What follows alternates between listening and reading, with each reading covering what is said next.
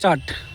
नमस्कार दोस्तों, जैसा कि आप लोग को पता है कि बिहार में चुनाव हो गया है समाप्त, मुद्दे हो गए हैं समाप्त। तो क्या लगता है आपको मैं आज कहाँ पे खड़ा हूँ? मैं आज खड़ा हूँ अशोक पेपर मिल के सामने। जी हाँ दोस्तों, आज से ठीक 2 दिन बाद 11 नवंबर है, जो कि पहली बार यहाँ पे 2003 में चिमनी जो है इसको बंद किया गया और आज तक चालू नहीं हुआ।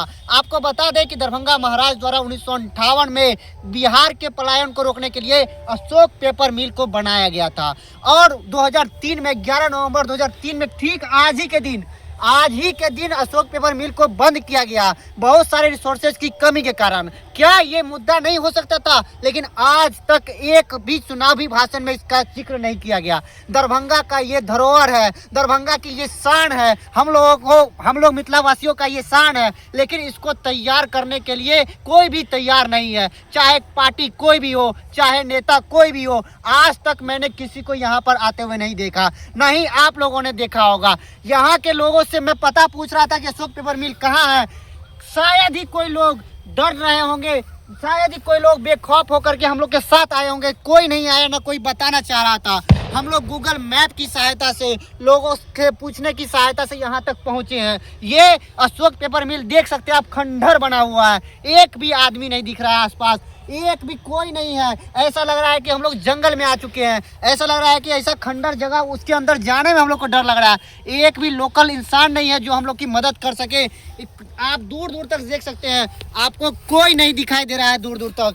ऐसा क्यों हो रहा है? क्यों नहीं अशोक पेपर मिल को एकदम उजागर किया जा रहा है?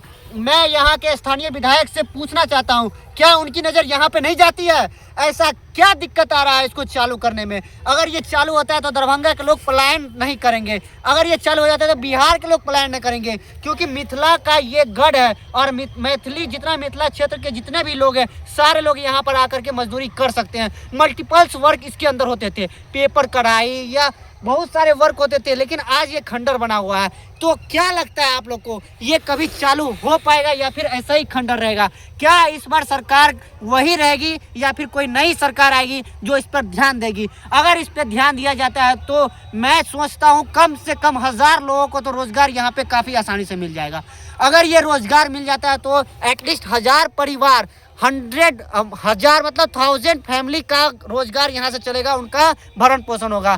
तो क्या लगता है आप लोग को, इसको चालू करना चाहिए कि नहीं? अगर चालू करना चाहिए तो कमेंट करें, इसको शेयर करें। अगर आप ज़्यादा से ज़्यादा लोगों तक शेयर करते हैं तो अशोक पेपर मिल जो दरभंगा का धरोहर है, इसको चालू किया जाएगा। मिलते हैं नेक्स्ट वीडियो में, तब तक के लिए बाय एंड जय हिंद, जय बिहार, जय मिथिला।